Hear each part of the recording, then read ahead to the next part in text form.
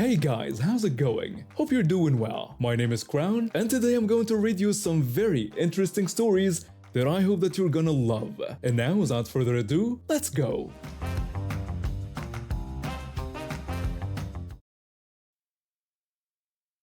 Living with type 1 diabetes means I have to be very careful with my daily routine. One of the hardest parts is feeling extremely thirsty all the time. There have been so many times when I was out for a walk and suddenly had to rush home or find a vending machine just to get some water. Last August, my family and I were heading to Dubai for vacation. We have a timeshare there that we've been using for years. We arrived at the airport and went through the usual check-in process before making our way to the TSA checkpoint. Since I'm well aware of liquid restrictions, I had prepared accordingly. I can legally bring either a frozen water bottle or empty bottles to fill up later. I decided to take one frozen bottle and two empty ones to be safe. When I was about to send my frozen bottle through the scanner, I heard a young voice behind me. The kid was complaining to his mother about being hot. I didn't pay much attention until I heard him again, this time asking his mother if he could have my water bottle. I looked over my shoulder and saw a kid who looked about 6 or 7 years old pointing at my frozen water bottle. His mother was completely absorbed in her phone, ignoring him. The kid called out to his mother louder this time, and she dismissively told him to figure it out himself. Before I could react, the kid walked right up to me and snatched the frozen bottle straight out of my hands. I protested, saying he couldn't take my stuff. The kid rudely responded that finders keepers applied, even though I pointed out that I had brought it from home.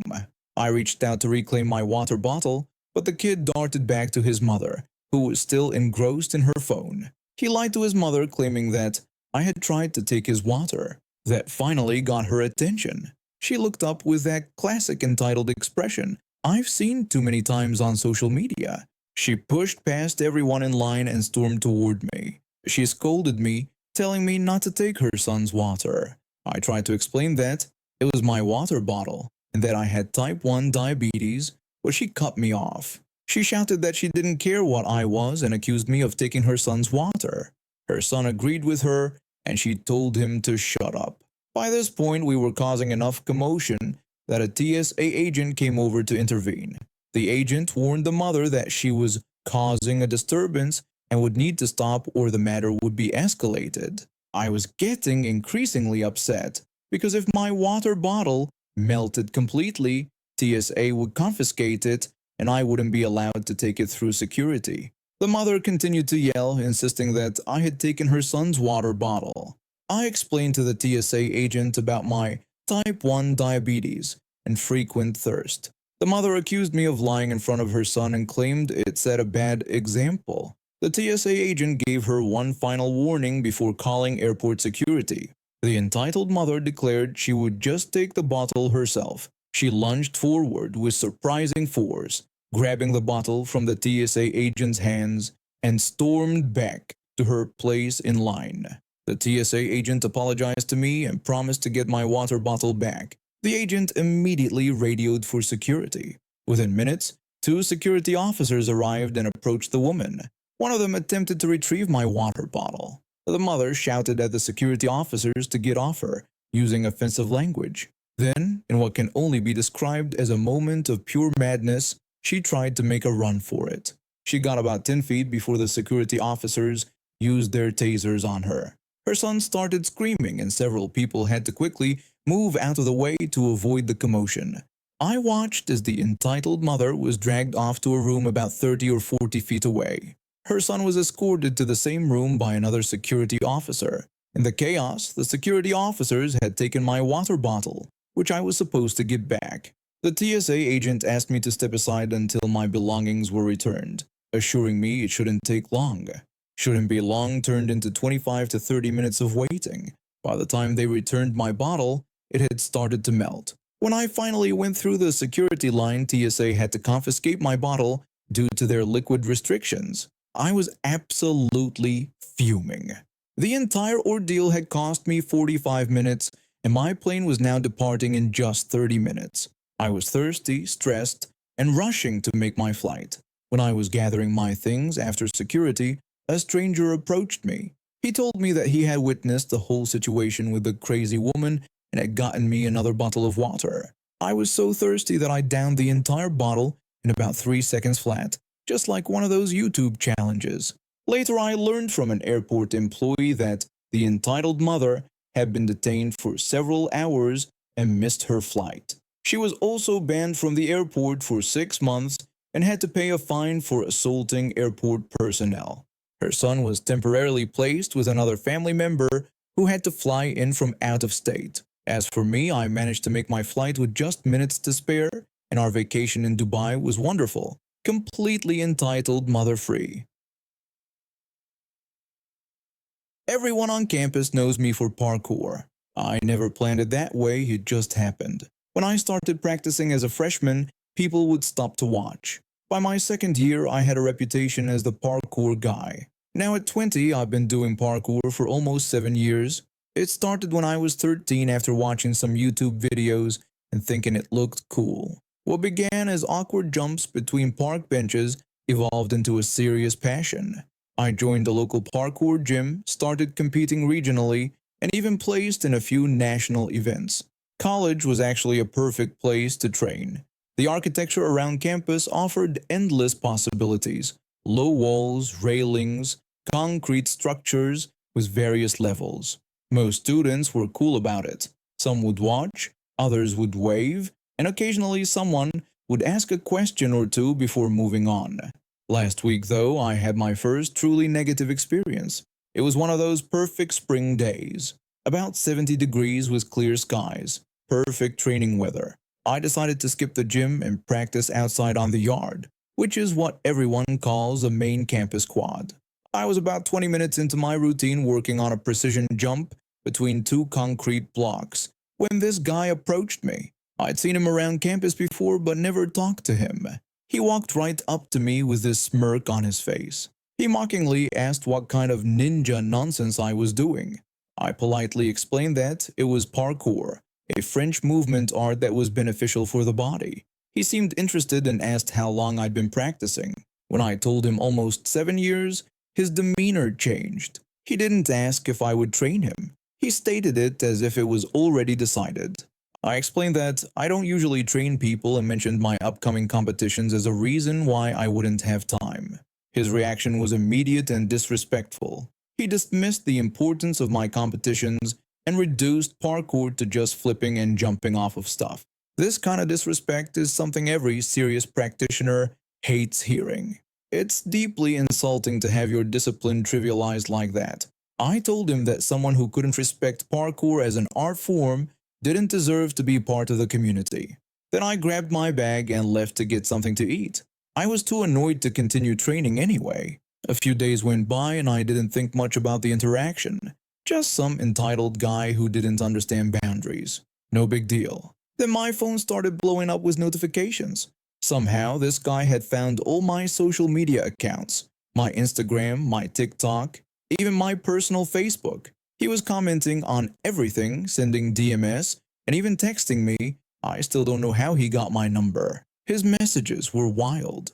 He insisted that I was obligated to train him and that he deserved it. He accused me of being afraid that he would surpass my skill level. He argued that since I trained on campus property, I should train anyone who asked. He even offered an insultingly low amount of $20 for 2 hours of training. After about 30 messages, I finally responded. I told him I would never train him because of his entitled attitude, disrespect toward parkour, rudeness, and obnoxious behavior. I asked him to stop contacting me. The next day I was training in a different area of campus, doing some simple vaults over a short wall. I didn't even notice him approaching until he was right next to me. He confronted me, asking if I was hiding from him and implying I was scared to train him. I repeated my refusal and asked him to leave me alone. He continued to belittle my skills, claiming he could master parkour in just a week. I ignored him and kept practicing. That's when he did something I never expected. He kicked me. Not just anywhere, but directly in my left knee. The same knee where I'd torn my anterior cruciate ligament a few years back. I always wear a brace when I train because of that injury. The pain was immediate and intense. I collapsed to the ground, grabbing my knee and worrying that I'd just lost another year to rehab. When I was on the ground in pain, he mocked my athletic abilities. What he didn't realize was that two campus security officers were walking by and saw the whole thing. Within seconds, they had him on the ground and were calling for backup. As they took him away, one officer stayed with me while we waited for medical help. He mentioned being a fan of parkour and having seen some of my videos online. He reassured me that the guy had been problematic all semester and would face it all. I later found out he was expelled for the assault. My knee was badly bruised, but thankfully, no new damage to the ligament. The university reached out and offered to cover my medical expenses, and I'm back to training already, though taking it a bit easier for now. People always say I have a baby face. Even after high school, strangers keep thinking I'm way younger than I really am.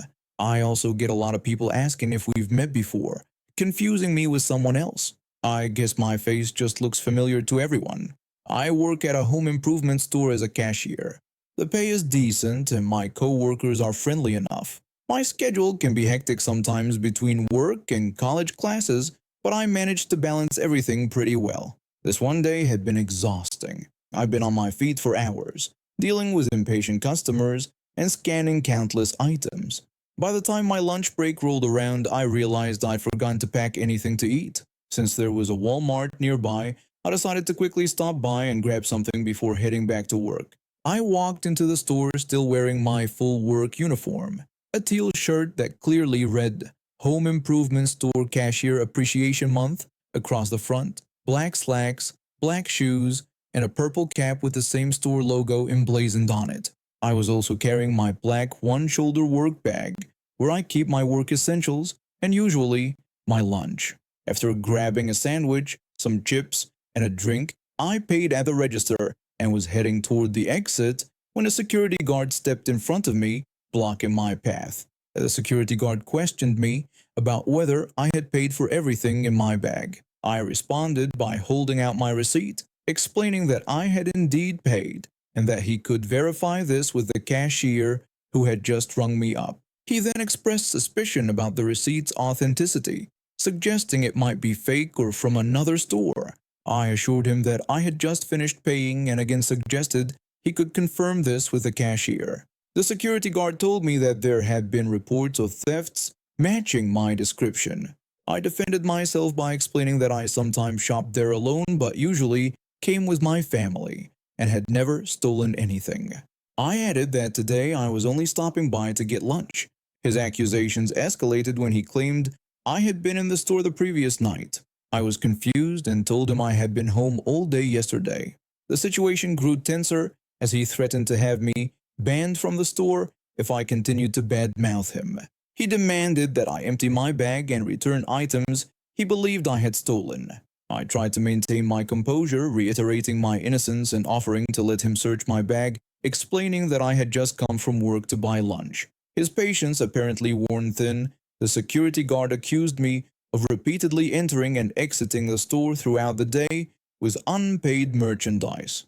He threatened to call the police and have management permanently ban me from the store. Despite my attempts to reason with him, he radioed for management and another security guard to come detain me. When they arrived, the first security guard immediately told them he had caught the shoplifter they were looking for. I quickly denied this, explaining I was just buying lunch for work and had a receipt to prove it. The manager asked to see my receipt, which I promptly handed over. The first security guard insisted it was fake, while the second security guard began checking the items in my bag against the receipt. After verifying everything, the manager confirmed that all items in my bag matched the receipt and instructed the first security guard to stop preventing me from leaving. The first guard continued his accusations, claiming he had seen me walking in and out of the store repeatedly both today and over the past few days. I pointed out the inconsistency in his story, noting that I had been either at home or in college the past few days and that my current attire, still in my work uniform, proved I couldn't have been coming in and out of the store all day. This caused the first security guard to pause before accusing me of changing my story, claiming I had admitted to being in the store all day but was now saying I had been at work. The second security guard corrected him, pointing out that those were the first guard's words, not mine, and that I had consistently maintained I hadn't been available to visit the store until now. The manager began questioning the first guard about why, if he had witnessed shoplifting all day, he hadn't reported it or intervened earlier. Before the guard could respond, a call came through on the radio about a disturbance at the back of the store. The manager took the first security guard with him to investigate while instructing the second guard to stay with me and hear my side of the story. When I finished explaining everything to the second security guard, I received a text from my father asking why I wasn't home yet. I called him briefly to explain the situation, and he told me he was coming to pick me up. While waiting, I saw the first security guard and the manager return with the actual shoplifter, a high school-age girl with a backpack full of electronics and other items, dressed in loose clothes and tan pants with a pink cap. Police cars arrived, presumably called when they caught her. After the manager and first security guard spoke with the police and the girl was taken away, the second security guard confirmed my account of events. When the first guard tried to leave quickly, the manager stopped him and made him apologize to me. The manager then assured me I was free to go and not banned from the store. As I exited, my father arrived. I told him everything had been resolved and he drove me home without asking many questions. A few days later, I returned to Walmart with my parents and noticed the first security guard was no longer there. I suspected he might have been fired for falsely accusing me and threatening me for a crime I didn't commit. The manager spotted me and approached to apologize again, explaining they had reviewed security footage that confirmed my innocence throughout the entire incident. What bothers me the most is how quickly that security guard was ready to accuse me without any evidence, even though I was clearly in a work uniform from a completely different store. How could I have been in and out all day while wearing the same uniform? Some people let even the smallest amount of authority go to their heads. A couple of years back, I was struggling to balance university with finances. My roommate threw me a lifeline when he mentioned they needed bar managers at the major sports stadium where he worked as a corporate dining manager. My roommate explained that the pay was decent and the shifts were short, perfect for a student like me. The job was straightforward: set up the bar, serve drinks, clean up, and go home. The bar was in a members-only section where people paid over $800 a year for privileges like shorter lines and real glassware. Most of my staff were international university students, particularly from India. There was one constant colleague I'll call assistant manager, who was essential to our operation. Since my roommate had hooked me up with this job, I was always happy to train newcomers who had never worked in a bar setting before. During one busy match day, shortly after the game started, assistant manager came over and told me we had a situation at Register 3. I found a young trainee looking uncomfortable while a middle-aged man in expensive team merchandise stood impatiently across the bar. The trainee whispered that the man had made fun of her accent when she was trying to explain she was still learning the register. The man complained that he just wanted a beer and questioned why that was so difficult. I explained to him that based on what my staff member had told me, he had made a comment mocking her accent. I suggested that since this wasn't normal behavior, he must be intoxicated. I told him I wouldn't serve him any more alcohol that night, though his friends could still buy one drink at a time. His face turned red instantly. He protested that this was ridiculous and asked if I knew how much he paid for his membership. He demanded to speak with my manager. After some back and forth, I asked assistant manager to find the corporate dining manager. The entitled member and his friends stood waiting, missing the game. Finally, my roommate arrived in his professional attire. After hearing both sides, my roommate supported my decision. He told the man that he had made inappropriate comments, and since he and his friends were still arguing, none of them would be served at the bar for the rest of the night. He warned that further issues would result in security escorting them out. The entitled member looked stunned. His friends started grumbling at him. After a moment, he asked where the nearest place was they could get beers. I gave him detailed directions to the concession stand 2 floors down. Their seats were on level 3, which meant every time they wanted a drink, they'd have to make that journey, fight through crowds, and climb back up, all while missing parts of the game. As they left, I noticed his friends were no longer standing close to him. I checked on my trainee, who thanked me for standing up for her. The entitled member and his friends didn't return to our bar that night. When my roommate and I got home, we laughed about our teamwork. I commented on the look on the man's face when he learned his friends couldn't drink either. My roommate observed that people who pay for premium experiences sometimes need reminding that premium doesn't mean permission to be awful. And he was right. No membership fee, no matter how high, buys you the right to disrespect others. And now we have reached the end of today's stories. Thank you for watching, and see you next time.